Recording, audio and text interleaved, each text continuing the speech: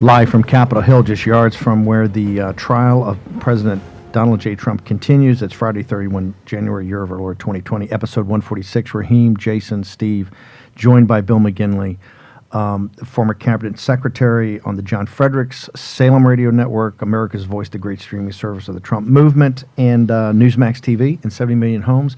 We were going to have an entire hour with Brother McGinley because the audience loves him. He's fantastic, but because of so much breaking news today, the White House press conference, the second half of the show is going to be War Room Pandemic, and we're also going to have, we were supposed to have the second half of the show is going to be the countdown to Brexit, which is going to happen at the very end of the show in the United Kingdom, exactly 11 o'clock tonight, 12 o'clock in Brussels. So a lot to get through. Three big stories: Brexit, pandemic, and impeachment. And probably a whole lot more surrounding all of those subjects as well, and where they interlink, frankly. We're going to break some news. They are all inextricably linked, which is interesting in the age of Trump.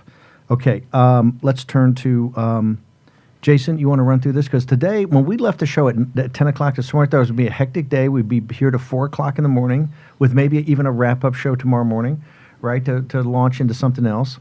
And that didn't happen.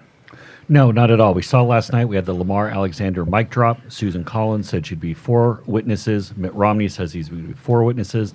The big one today, Lisa Murkowski came out and said that she was against witnesses, and there was a huge cheer that erupted from the Senate Republican lunch. Then she came out and made her formal announcement. So that was the setting for all of this. Then the story started popping. This thing's going to get extended all the way until Wednesday or possibly even beyond. Bill, take us through this thing on what in fresh hell happened since we had our show this morning. Well, first, it's great to be here, but I think what we're looking at is, number one, the vote should be happening soon on whether the Senate is going to consider motions to subpoena specific witnesses and documents. If you remember at the starting of the trial, when Leader McConnell took to the Senate floor, he offered a way forward to get through the initial stages of the trial, the opening arguments, the Q&A by the senators. Now we're at the witness phase. With Senators Murkowski and Alexander coming out last night, it looks like this motion is doomed to fail. With Senator Murkowski coming out, it looks like we won't even have a tie vote, which would put Chief Justice Roberts in the hot seat. This is when the music dies. There's no opportunity for them to pull out some secret motion or some Roberts Rules inside nerd thing to where later tomorrow, if this gets extended a day or two, actually we want to reconsider this motion to bring John Bolton and Mick Mulvaney and Rudy Giuliani or whatever. If there's another bombshell in the Sunday, another Maggie Haberman special in the Sunday paper, can they, if they vote today no, can they reopen that on Monday when it comes back? They're going to use every procedural trick to try and do that. And I think what you're going to see after this vote, they still need to determine the path forward, such as closing arguments and when they're going to vote on the actual articles of impeachment where Donald John Trump is going to be acquitted. The Democrats are going to pull out every trick that they can procedurally to try and extend this. Why? Because we've seen this throughout the entire trial. They've been very masterful at using every stage of the trial, whether it's on the merits or not, to make their case for the merits. And if they think that the witnesses are going to go down, that they're not going to get additional documents, that this isn't going to be extended for months while people are paraded through the subcommittee being deposed and then determine whether to go to the Senate floor, they are going to use this opportunity and the climax of this to try and draw national attention to their theory of the case. So they're going to do their motions. They're going to have their debates on this, and they're going to try and extend this as much as they can. Why? Because they think the longer that this goes on, the worse it is for the president and for the Republicans, especially the vulnerable Republicans who are up this year. This is all about November. And they're currently being aided by Book Deal Bolton, who's trying to game this whole process along. And that was the explosion that popped today. Just I kind of glossed over that. But Maggie Haberman, Michael Schmidt, their third leak story about this, where they said that there was a meeting back in May of 2019 in the Oval Office. President Trump, John Bolton, he threw in Giuliani, Mick Mulvaney, Pat Cipollone, going right at the lead on the Trump defense team, saying essentially that there was a big conversation on the Ukraine quid pro quo. Can we just hit the pause button on these leaks? Number one, these are anonymous leaks.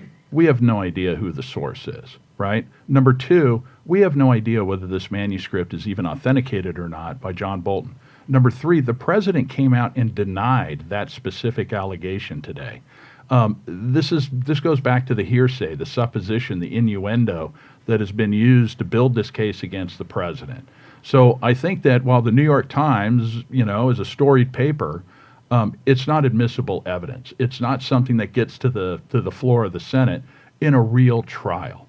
They keep talking about the need for the fair trial, the need for the real trial. What they're doing is they're using every trick in the book to try and coax vulnerable Republicans and others into allowing the witnesses so that they can extend it. And by the way, no denial yet from Javelin or from John Bolton that had anything to do with the leaking or the confirmation then to the New York Times reporters. And so as the book continues to climb the charts, I don't think it's a coincidence. By the way, Jason Johnson from The Root, who's obviously no friend of President Trump's, was on MSNBC absolutely clubbing John Bolton like a baby seal a couple hours ago, saying this is all being done for book sales, saying that he's really pissed off and he's disgusted by what's going on. I think even the left gets this. Yeah. Look, this is a point where we need to step back and look at the forest and not the trees. This is the end of the first chapter of an 11-chapter book in 2020, right? This trial is about November. The minute that they realized they're not going to convert any Republicans for witnesses or documents, they never expected to get the votes to be able to convict and remove. Once they realized that, this became all about November and inflicting as much political damage as possible on the president. When you understand it in that context, of course the leaks are going to start happening. Wouldn't that argue, though, for the longer trial, as we said? Why not why have death by 1,000 cuts of Bolton's leaks with just him, and when you don't get a chance to cross him? I mean, is there anything Bolton can say that's going to be worse than what's in the book? Get him up there, let him say it, and then cross-examine him to let the president's lawyers take him part, and then we get the whistleblower. We get this. I think what is playing out is playing into what we've been arguing from day one.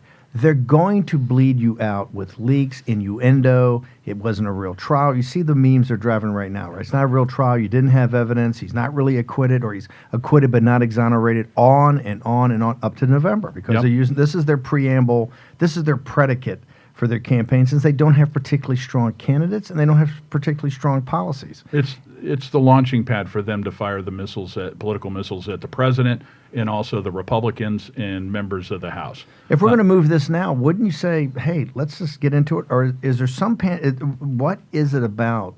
Like the president wanted to wrap this thing up today. That's not going to happen. We're going to drag it out now through his State of the Union, which, you said it 4 weeks ago, when the thing was when Pelosi first locked in the date.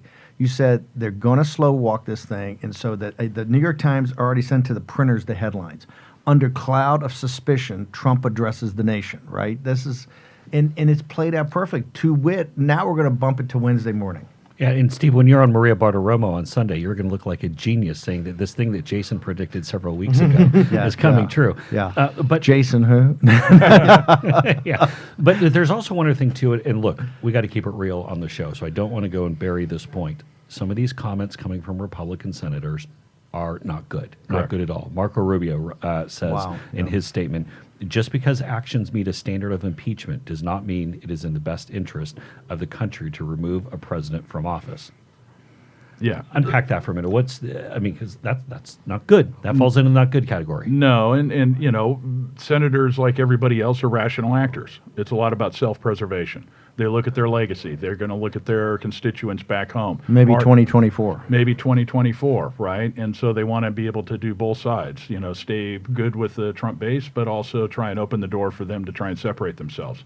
And, this is not going to stop.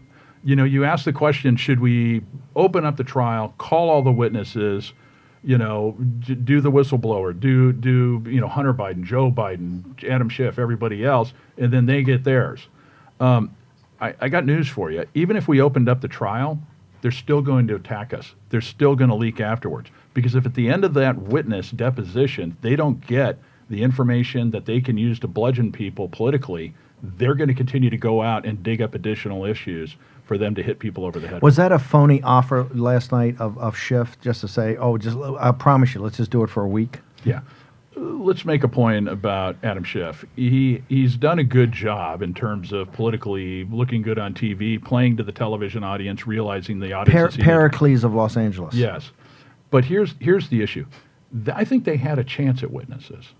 But because the House managers miscalculated their arguments by trying to put the Senate on trial, by trying to go after individual Republicans, by using Leader McConnell in their graphics, playing video of senators or Republicans saying things. Lisa Murkowski telegraphed her decision a long time ago when she said that she was offended by what Adam Schiff and the other House managers were doing.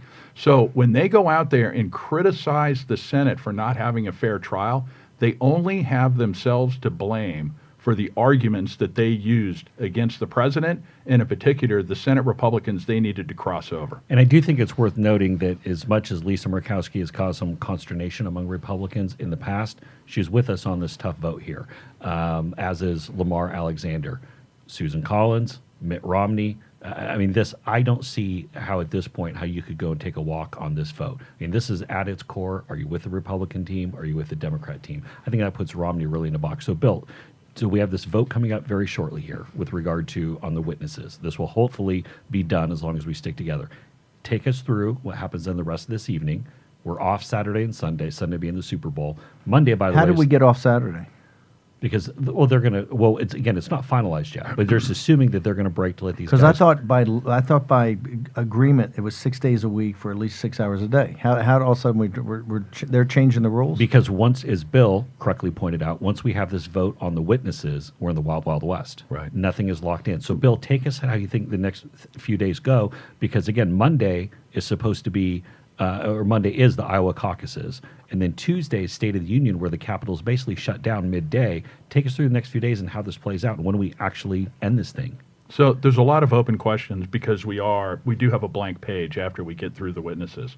A couple of things are probably going to happen. Number one, they're going to vote on the gatekeeper motion that we've been talking about. It's the vote that we're awaiting right now. All of those motions that the Democrats made at the beginning when they adopted the original resolution that were tabled should then be ruled out of order because the Senate's on record saying no more witnesses, no more documents. Then we start talking about what's the path forward. During that time, if they're going to adopt a new set of rules of procedure there, I would expect the Democrats to offer every motion that they can to allow them to continue to make the points that they believe hurt the president the most and the Senate Republicans on the merits. So they'll try again on witnesses. There may be additional leaks. They're going to try and do things to delay this as long as possible. Why? Because the more time you have to lobby those vulnerable, wavering Republicans to try and cross over. So this Of one course, I'm saying- Bolton's yeah. book is being printed in China, so there's supply chain issues and about the getting over here, Raheem Gassam. Yeah, don't buy the book. You never know where it's been. This is Just saying. Why, jump in here because I'm confused now. Why did we get so? What happened that got us so weak? It was the Maggie Haberman drop on the third story. They got some people. I don't know. You had it. You had the standing ovation. Murkowski. We're ready to roll. Like this thing and move. What was the weakness? The John Kelly comment coming out after Haberman's story. Is that what made? And who actually? Who changed? I mean, how did it change when you had Murkowski locked in? And it looks like we still got the votes to shut down going forward. I think why not lock it up tonight? Why go through Wednesday? this is what I can't understand. And there's so much anger out there about as well, from especially from Trump supporters about this, and non-Trump supporters, frankly, about dragging this process out. And nobody seems to be able to answer the basic question: is what changed in that circa 12-minute period? Right. Look, at the end of the day, I've been around the Senate long enough. You don't have the vote count until you actually vote, right? Remember in 2017 on Obamacare when everybody thought that we were going to be able to repeal and replace. John McCain at and 3 o'clock in the Senator morning. McCain walked up and gave the thumbs down. Well, not just that. He had told people 15 minutes beforehand, "I'm good." Right. So in the Senate, you don't count the votes until you have them, number one. Number two, there are any number of things that can happen, and before now in the vote, that could try to sway people. So McConnell's obviously done a pretty masterful job of keeping Republicans in Yeah. line. We've seen it with Kavanaugh. We've seen it with all these votes. I mean, he has done. It'll go down in history as one of the best jobs the Senate Majority Leader has done. Did we get played, however, by having this back end be open ended to where we could go into this process about continuing it into infinity? Did Schumer school us here? We need to give Senator Leader McConnell the room to work his caucus, right? He delivered the votes on the procedure. He's delivered the votes at each step of the way here. We need to give him room to operate to keep these people home. And this may be something where he's ensuring that we have. But I the vote. think the question is the construct. The construct was the Clinton construct. And in that construct, by definition, he said we can all hold that all to later. Now we're to later. Right. Right? And now you're in a forum of how do you actually pull it together when it's the construct you use that in hindsight looks at you never realized you'd be in this kind of chaotic period. Yeah. Look, I think where we're going to end up is we're going to vote down the gatekeeper motion on witnesses and documents. We're then going to go into the procedural vote-a-rama where they're For going the to 11, you think that's where it comes all? Yeah, if it's all the motions to table, they're going to use every procedural trick they can to try and get it to the floor for an additional vote to try and get people on the record twice. That's going to fail. Then they're going to turn to the procedures going forward because remember, we don't know the time allotment for the House managers and the President's counsel for closing arguments. And there's also an open question, are we going to have closing arguments? I mean, let's be clear. Both the House managers and the President's counsel have spent 24 hours arguing their case, right?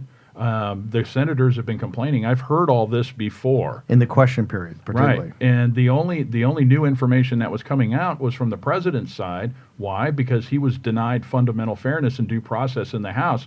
So all of the arguments from Pat Cipollone, Jay Sekulow, Mike Popura, Pat Philbin, that was new information that hadn't been introduced into the record before. So really the only new information is there. So the question is, what's the will of the Senate? Do you want to have them do summations? I think that there will be. I think it won't be as long as 24 hours apiece, but I think there will be some short period of time for them to wrap up, make their arguments, their closing arguments, and then we'll proceed to the votes on the articles. But if Monday is Iowa, Tuesday is State of the Union, where the Capitol is going to be shut down for half of the day. When does this thing actually wrap up? If we're not going to do it tomorrow, probably Wednesday. And the arguments, the final arguments and vote would be on Wednesday. Yeah. But right now you're saying we could be Wednesday night, Thursday morning. Yeah. This thing could drag on almost another week. And I keep saying it's not done till it's done. What, how do you think the president is coming out in this right now? Understanding that in all likelihood he will be acquitted, right? And you may actually have a couple of Democrats join that. How do you think, as his position right now, given all this new information about Bolton, et cetera, how do you think he stands as a political entity? I think if we can actually get through the articles of impeachment before the State of the Union so he can stand before the American people and say, I'm glad this is done, now get back to the business of America. Okay, the Democrats are going to give us zero chance of doing that, correct? That's right. I think that's what they're trying to muck So, up. so let's assume that doesn't happen. How is it? I think that the Democrats are going to try and extend it as long as possible. Like I said, I think that they are going to use every procedural trick in the book. And this is going to become one of these things where every time somebody, stands up and makes something, it gets shot down, somebody else is going to stand up and make another motion or send something else to the Chief Justice. So But the other question is, where is the president, right? He tweeted an hour ago, and he tweeted, the radical left do nothing, Democrats keep chanting fairness when they put the most unfair witch hunt in the U.S., in the history of the U.S. Congress. They had 17 witnesses, we were allowed 0 and no lawyers. They didn't do their job, had no case. The Dems are scamming America. But there's nothing specific. There's no communication with the base over this. People are wondering what the heck's going on. They were promised an acquittal. Where's the acquittal? So when are we going to start getting communications about this? The acquittal's coming. It's a question of when, not if. I get that, but people want it over, and they want communication from the White House, and there seems to be no You're communication. saying that this doesn't show either that you want a long trial or want to shut it down now, and you're trying to put all the effort to say, get this thing shut down now, go all out. Correct. How late do you think this goes tonight? I think we go to midnight. So the State of the Union is going to get stepped on in a big way. As we said weeks ago, Steve boldly declared on Maria Bartiromo, the New York Times headline, under cloud of uncertainty, Trump delivers State of the Union. It's going to be something along those lines, literally. Why don't we But just go? Can I just say this before Yeah. I want you to finish your question? If he's exonerated today or tomorrow, that's still going to be the headline. They're not going to let him up off the mat, right? But do you think that that's still a possibility? You still think a possibility as we sit here today at 5:27 that he actually you can't take anything off the table. Okay, perfect. We could get through it. But I think it's unlikely at this point, given the newspaper reporting that we've seen about Wednesday being the day after the State of the Union. Why don't we just say we're going to delay it by 1 week, which magically happens to be the night of the New Hampshire primary, and say, fine, you guys want to delay this? You want to play your little parlor games? You guys want to think you're cute? Guess what? We're going to do it Tuesday night. State of the Union, stacked up against Democrats having their primary in New Hampshire, Tuesday, February 11th. Let's go. Yeah, I thought you guys were spot on. White House should have communicated, we will set the date when the trial is done. The day after, right? If it goes up to where you've invited me, we'll bump it until the day after my acquittal, and then I'll address the nation to talk about the real State of the Union. And it goes back to Nancy Pelosi, who extends the invitation for the State of the Union, being a master strategist. I want you to wrap up here. We're going to come back and do pandemic. We got Dr. Hatfield here, but this is the thing. This faux crisis of the Constitution, as it drags on, versus, you saw the presser, the real crisis that now the world is gripped in coming out of Wuhan, China. That split screen is pretty dramatic. We got all the HSS guys and national security people and Homeland Security talking about the spread of this virus globally and the impact it can have on the company versus this. Doesn't he think now it drives some momentum to shut this thing down and get on with the business of the country? Absolutely. I think this is Hamilton's nightmare, as we've heard many times before. A partisan impeachment that's based upon the strength of the partisan faction against the president, as opposed to the facts, the law, innocence, or guilt. It's also why this impeachment in particular has been so divisive. The country faces so many great issues, from the coronavirus that has recently popped up to any of the other foreign policy issues that we've seen during the impeachment process, that we need the whole of government focused on doing the business of the American people, not engaged in this inside baseball, inside the Beltway, partisan fighting that everybody outside the Beltway is sick of. And this tees up for 2020 is going. If you think 16 was divisive, if you think 16 was ugly, you ain't seen nothing yet. This is going to be, I think, one of the ugliest in American history. And that's why I say, this trial is the beginning of the end of the first chapter of this 11-chapter book. And there is going to be a chapter every month that is written on this subject and the other subjects where the Democrats are going to continue to try and bludgeon the president. Okay, Raheem, we're going to come back. We're going to do War Room Pandemic. Raheem and Jason are going to stick with us. We're going to bring Dr. Hatfield in. We're going to thank Bill McGinley for doing it and doing it in a timely manner. Fantastic. You've just been a rock star. Thanks for having me. Be back in a moment.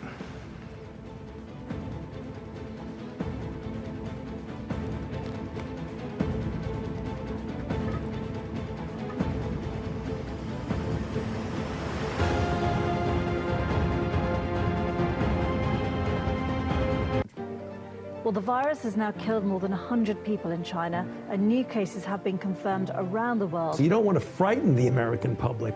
France and South Korea have also got evacuation plans. But you need to prepare for and assume strongly warning Americans to avoid all non-essential travel to China. That this is going to be a real serious problem. France, Australia, Canada, the US, Singapore, Cambodia, Vietnam, the list goes on. Health officials are investigating more than 100 possible cases in the U.S. Germany, a man has contracted the virus. The epidemic is a demon, and we cannot let this demon hide. Japan, where a bus driver contracted the virus. Coronavirus has killed more than 100 people there and infected more than 4,500. We have to prepare for the worst, always, because if you don't and the worst happens.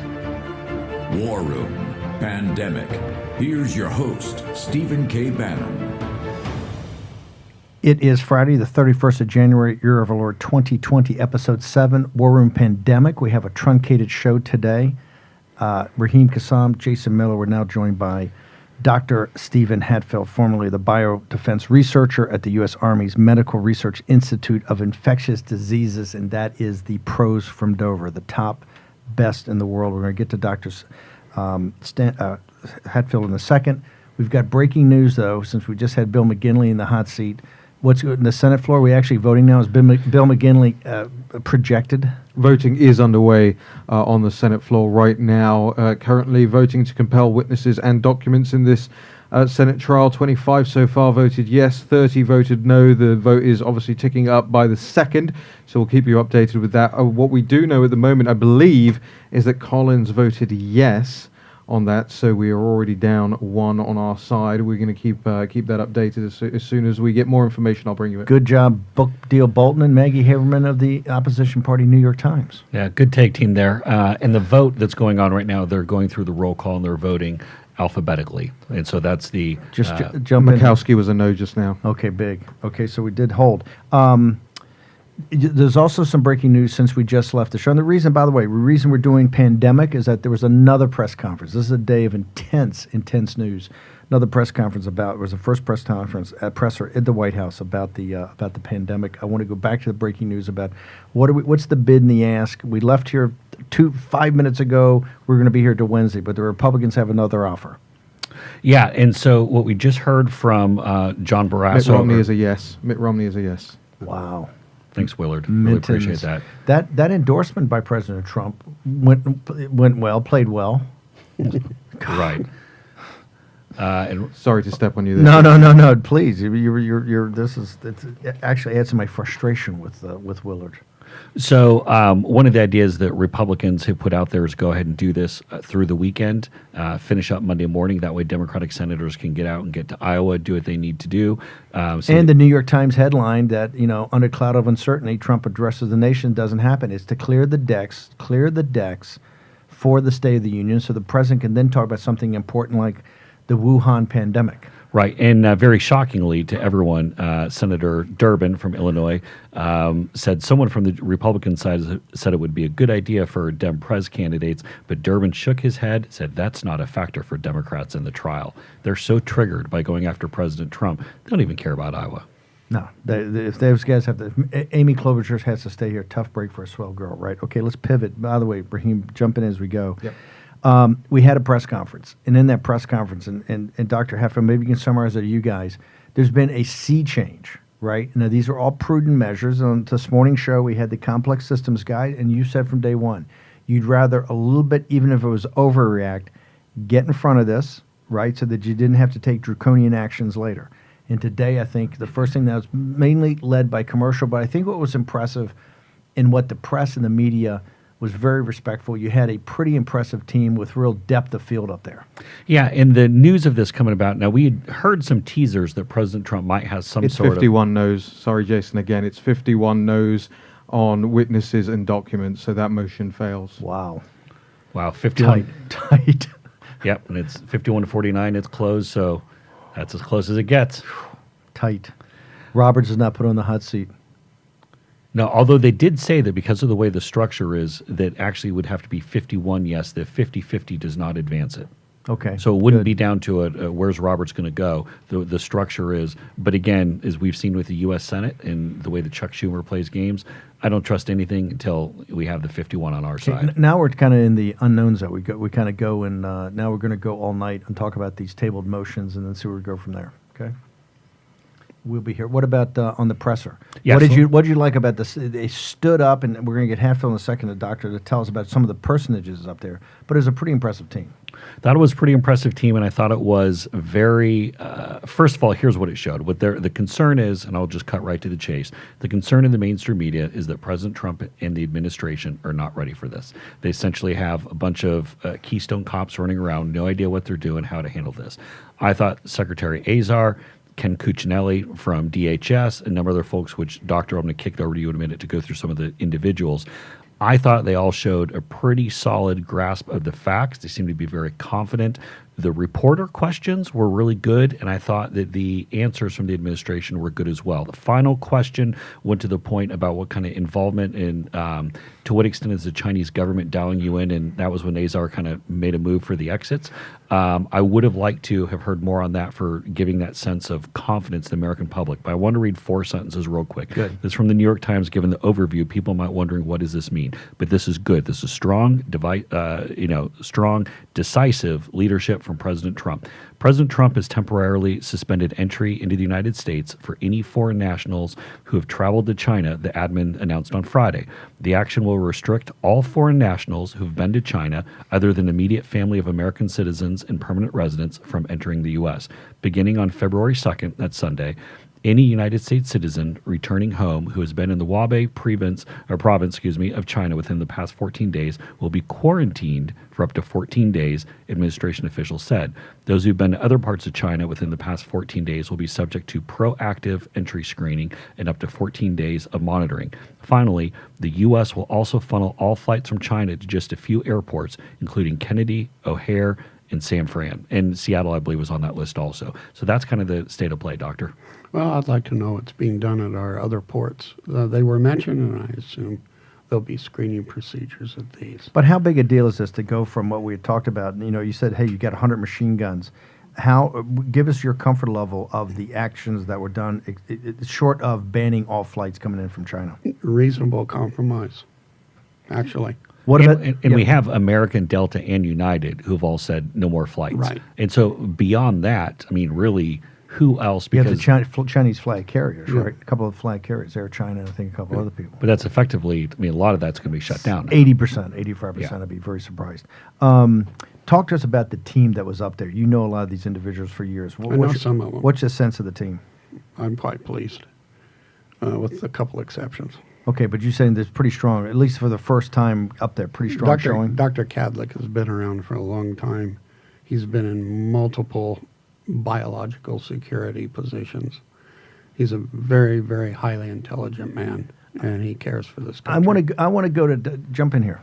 Dr. Hatfield, can I ask you a question? Something we talked about offline before the show started, which is where some competencies might have been lost over the last couple of years, as far as the administration is concerned at the NSC level, right? And this is an operating theory at the moment, but a lot of people seem to be cottoning on to the fact that when and this is where pandemic meets impeachment, the two shows, that when John Bolton went into the NSC, he removed a lot of the individuals who had responsibility in this area. You had Rear Admiral Timothy Zimmer, who was working on this, that left. A couple of the others, Tom Bosser, and that whole team. And also before Fiona Hill, who we all know from the impeachment hearings, before Fiona Hill left, Tim Morrison, who we also saw in this series, was responsible in this area at the NSC level.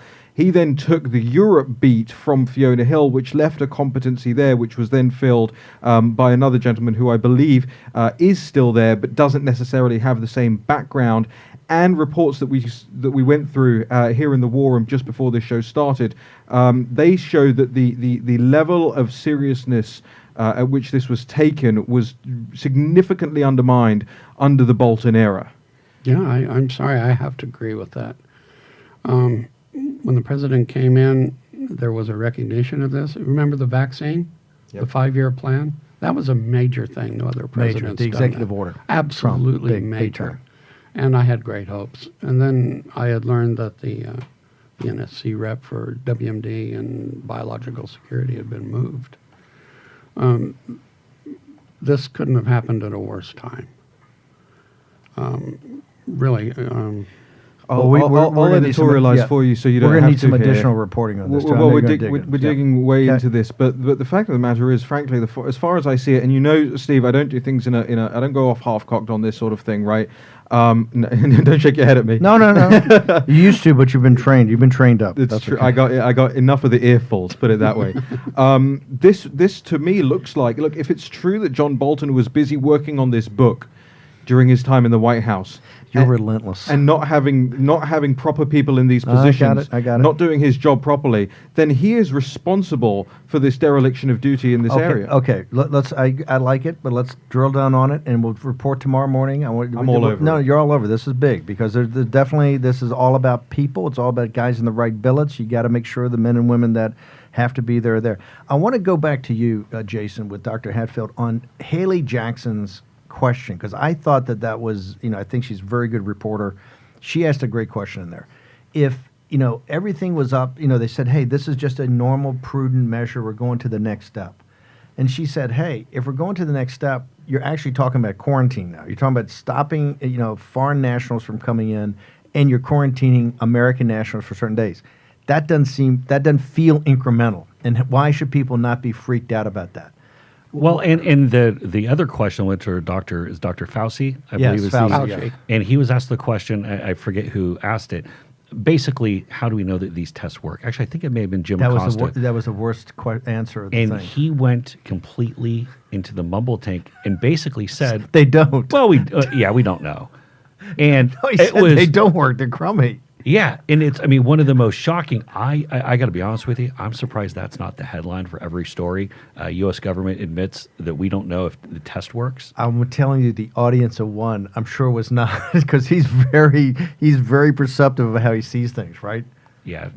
Let's go to, okay, so first off, Haley Jackson's question about, hey, you say this is incremental, but this looks like more incremental. Why should people not be freaked out when the U.S. government's already sudden, not stopping the flights, but people are either banned from coming in or going to be quarantined? Okay, well, remember, we're dealing with we lost, and Dr. Fauci mentioned this, we've had 8,000 deaths from regular influenza. Yep. So 170 deaths. Actually, 203 is the war Is it room. 203 now? 203, 232, maybe 203. I'll check it. As long as we stay below about 4% lethality, I think this can be managed. 213 dead right now. Mm. Well, the FDA today. But is it a pretty big jump to go to the quarantine, to actually quarantine? This is, and we're still trying to find, was Ebola, were people that came in from, was it Liberia, were they all quarantined? No. They were released home. For self-quarantine? And they said if you start feeling sick, they were given a flyer to go see your doctor. Well, have you ever tried to see your doctor urgently? It's like almost impossible. Right. They should have been given a card and a 1-800 number to phone. But this is you agree, this is a pretty big move. It's a significant move. Let's go to Dr. Fauci's answer about the actual test kit, right? Which I think kind of if Jason was drafting that, it could have been a little tighter for him. We've had people in quarantine for a number of days now. Today, the FDA announced the release of the reverse polymerase RT-PCR, polymerase chain reaction. You have to turn the viral RNA into DNA, and then you can amplify it as a diagnostic test. And these things are incredibly sensitive. But now we've got to get the primers, the little reagents that you need, out to our laboratory response network. So we have to manufacture these in bulk with DNA sequencing. And get this in the enzymes and make sure that we have a national laboratory response network designed for just such an event like this. And so where exactly, for someone who's tuning in for War Room Impeachment and just now getting their heads around the coronavirus, physically, where is all of this happening? Where is there one single place? Are there several places in the U.S.? What was happening and what was delaying a lot of the stuff was that we didn't have this in place. And the CDC was doing all the testing. Everything was shipped to Atlanta. Everything had to be shipped to Atlanta. Which took more time. This was his complaint on the very first show, that everything had to go to Atlanta, be reviewed, and then get back to the guys in the field. Now, the FDA have finally certified the RT-PCR test, the primers that are being used. So that's a big deal. That cuts it down by a couple of days. Big deal. We're pressed for time, and here, I do want to do one thing. We had a special that we're going to have up later with General Vallely, a renowned Army general, 80 years old, one of the most respected generals in the United States Army, special ops, all that. His thing, he wanted to talk about Canada and the biolabs. Bill Gertz came on here. He broke 2 stories at the Washington Times about the potential of even weaponization or how this thing occurred. The Washington Post completely eviscerated Gertz on I think Tuesday or Wednesday. We're going to have that article up as saying fringe theories, fringe ideas. There's now people reporting all over the world about the virus itself, right? Lancet's coming out with stuff, Nature magazine, peer review stuff. You told me there's a report, and you haven't had a chance to totally verify it, but it's coming from India. Yeah, there seems to be some unusual genetic sequences in the spike protein. Well, before we get that, does this a peer-reviewed journal? You're going to find that details out? I need to find the details. It looks to be peer-reviewed, but did they peer-review it just in India? Okay, we'll find all that out. But what does this say? And why is this a concern of yours? Initially, there was some mention of some RNA sequences that were comparable to the coronaviruses in snakes. which would indicate a genetic shuffling. Well, the coronaviruses aren't known for this.